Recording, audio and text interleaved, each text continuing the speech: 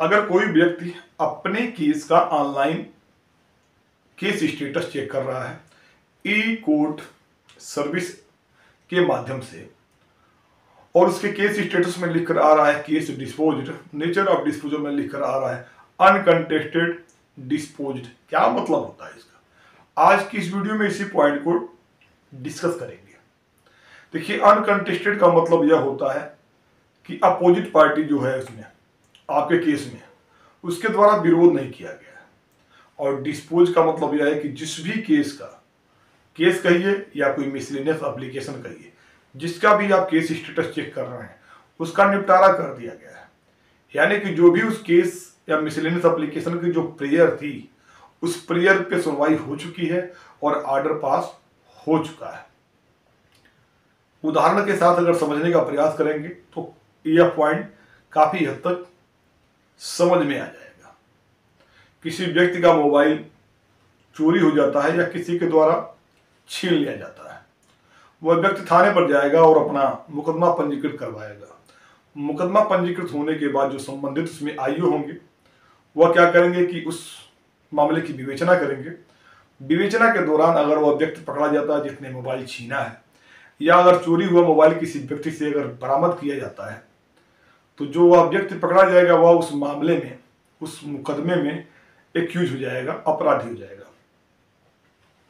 Mobile बरामद जो होगा उसको संबंधित जो आईओ होंगे उसको क्या करेंगे, सीज कर लेंगे। उस केस में उसका एक सीजर बनाएंगे और सीजर मेमो बनाने के बाद उस मोबाइल को लाकर जो थाने का मालखाना होता है, जो मालखाना इंचार्ज होते हैं, उनको सौंप देंगे या मालखाने में जमा करा देंगे। मालखाने में जमा कराने के बाद जिस भी व्यक्ति का वह मोबाइल है, जिसने मुकदमा पंजीकृत कराया उसका मोबाइल हो या किसी अदर व्यक्ति का अगर मोबाइल है, उसको सूचना दे दी जाएगी कि आपका मोबाइल बरामद हो चुका है और अगर आप चाहते हैं अपने मोबाइल को लेना तो कोर्ट में जाकर उस मोबाइल को छुड़ाने के लिए कोर्ट से ऑर्डर लाकर मुझे दे दीजिए, मैं आपका मोबाइल छोड़ दूंगा। जिस भी व्यक्ति का मोबाइल फोन है वह संबंधित कोर्ट में, उस थाने की जो भी संबंधित कोर्ट है उस कोर्ट में जाकर एप्लीकेशन लगाते हैं मोबाइल फोन को रिलीज करवाने के लिए। जब कोर्ट में एप्लीकेशन लगाई जाती है तो कोर्ट उस एप्लीकेशन की एक कॉपी को संबंधित आईओ को थाने पर भेजती है। संबंधित आईओ से उसकी रिप्लाई मांगती है कि अगर इस मोबाइल फोन को हम, जिसका मोबाइल फोन है, उसको रिलीज कर दें तो कोई आपत्ति तो नहीं है आपको। तो उसमें ज्यादातर मामलों में 99% मामले कह सकते हैं जो संबंधित आईओ होते हैं वह क्या करते हैं कि अपनी रिप्लाई दे देते हैं कि जी नहीं, हमको कोई आपत्ति नहीं है। अगर 1% का मामला इसलिए कर दिए कि उसमें रिप्लाई आ जाती है, अगर उसका डेटा वोटा अगर रिक्वायर्ड है, उसकी एफएसएल करानी है, तो कुछ अगर चीजें हैं जो अगर लीगल प्रोसीडिंग करानी बाकी है तो वहां पुलिस के द्वारा आपत्ति किया जाता है, जिसको हम 1% के कैटेगरी में ही रखते हैं। बट 99% की कैटेगरी में कोई विरोध नहीं किया जाता। कोर्ट को अपनी सहमति दे दी जाती है कि कोई दिक्कत की बात नहीं है अगर मोबाइल को आप रिलीज कर देते हैं तो रिप्लाई आने के बाद कोर्ट देखती है कि दूसरे पार्टी ने कोई विरोध नहीं किया है, आपत्ति दर्ज नहीं कराई है। उसके आधार पर कोर्ट क्या करती है कि उस मोबाइल फोन को रिलीज करने का ऑर्डर दे देती है। उस ऑर्डर को लेकर उस व्यक्ति को जाना होता है संबंधित जो आईओ होते हैं उनके पास। वहां पे आईओ महोदय क्या करते हैं कि जो लीगल फॉर्मेलिटी है, जैसे कि उसका फोटोग्राफ कराना मोबाइल के साथ, उस व्यक्ति का पंचनामा बनवाना, इंडिमेंटी बांड लेना, उनको बाउंड डाउन करके उनको मोबाइल दे देते हैं कि जब भी कोर्ट से आपको नोटिस जाएगा या कोर्ट के द्वारा बुलाया जाएगा तो आप मोबाइल फोन को लेकर कोर्ट में जाएंगे। यह बताकर उनको मोबाइल फोन दे दिया जाता है। तो जब भी कोई आर्टिकल, मोबाइल फोन ही नहीं, कोई भी आर्टिकल की बात कर रहा हूं, किसी की गाड़ी हो सकती है, लेडीज के मामले में अगर कोई गहने हो गए तो गहने हो सकते हैं, तो कोई आर्टिकल की रिलीज के लिए कोई एप्लीकेशन लगाई जाती है तो उसमें बिना अगर कोई आपत्ति के, अगर पुलिस की आपत्ति के ही वह कोर्ट के द्वारा रिलीज कर दिया जाता है। तो होता क्या है कि इस मामले में अनकंटेस्टेड डिस्पोज्ड इसलिए लिखा जाएगा कि हमारी जो एप्लीकेशन यही थी कि हमारा जो मोबाइल है वो हमको दे दिया जाए, तो उस प्रेयर को अलाउ कर दिया है। जो एप्लीकेशन लगाई गई वह मेन केस नहीं कहा जाएगा, उसको मेन केस की एक मिसलेनियस एप्लीकेशन कही जाएगी। तो मेरी जो केस स्टेटस है वो मिसलेनियस एप्लीकेशन है। इसको जानने के लिए हमको केस टाइप, जो सबसे ऊपर लिखा होता है केस टाइप, उसके सामने केस कैटेगरी लिखी होती है कि किस कैटेगरी का ये केस है, मिसलेनियस एप्लीकेशन है या मेन केस है।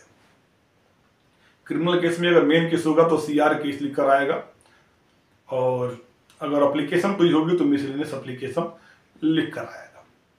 एक और उदाहरण लेकर समझने का प्रयास करते हैं। अगर किसी गाड़ी से कोई एक्सीडेंट हुआ है, एक गाड़ी भी इन्वॉल्व हो सकती है, एक से दो गाड़ी भी हो सकती है, दो से ज्यादा भी हो सकते हैं।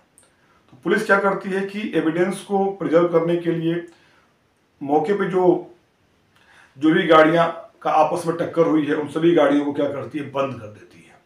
और बंद करने के लिए, एविडेंस को इकट्ठा करने के लिए उन गाड़ियों का मैकेनिकल इंस्पेक्शन जो रजिस्टर्ड जो पर्सन होते हैं गवर्नमेंट के द्वारा, जिनका अप्रूवल होता है, उनके द्वारा करवाती है।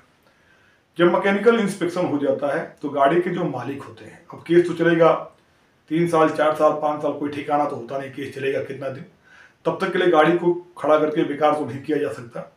तो जो उसके रजिस्टर्ड ओनर है या कोई एथराइज पर्सन है, कोर्ट में जाकर वो गाड़ी को छुड़ाने के लिए एप्लीकेशन लगाते हैं। सेम प्रोसेस कोर्ट अपनाती है। एप्लीकेशन की एक कॉपी को थाने पर भेजा जाता है कोर्ट के द्वारा, और संबंधित आईओ से उसकी रिप्लाई कॉल की जाती है। अगर गाड़ी का मैकेनिकल इंस्पेक्शन हो चुका है तो उसमें कोई भी आपत्ति नहीं की जाती आईओ के द्वारा, और उसमें अपनी सहमति दे दी जाती है। उस रिपोर्ट के आधार पर कोर्ट क्या करती है कि गाड़ी छोड़ने का आर्डर कर देती है। आर्डर की कॉपी को लेकर वह व्यक्ति सीधे जाता है संबंधित आईओ के पास, और वही लीगल फॉर्मेलिटी जो मैंने बताई थी अभी, गाड़ी के साथ फोटोग्राफ होता है, पंचनामा बनाया जाता है आईओ के द्वारा, और इंडिमेंटी बांध ली जाती है, और बाउंड डाउन कर दिया जाता है कि जब भी कोर्ट से नोटिस जाएगा, गाड़ी को अगर कोर्ट के द्वारा बुलाया जाएगा तो आपको लेके आना होगा। गाड़ी विदाउट कोर्ट के परमिशन को आप बेच नहीं सकते हैं। कुछ टर्म और कंडीशन लगाते हुए बाउंड डाउन करके गाड़ी दे दी जाती है। तो जिन भी मामले में अनकंटेस्टेड डिस्पोज लिख के आ रहा है तो केस टाइप को देखिए, उसमें ज्यादातर मामलों में मिसलेनियस एप्लीकेशन ही आएगी। उम्मीद करता हूं दी गई इन्फॉर्मेशन आपको समझ में आई होगी। फिर भी कोई सवाल है, कोई सुझाव है, या आपके केस स्टेटस में अगर नेचर ऑफ डिस्पोजल में कुछ और लिखा हुआ है तो आप मुझे कमेंट बॉक्स में बताइए। वीडियो बनाकर उसको भी क्लैरिफाई करने का प्रयास करूंगा।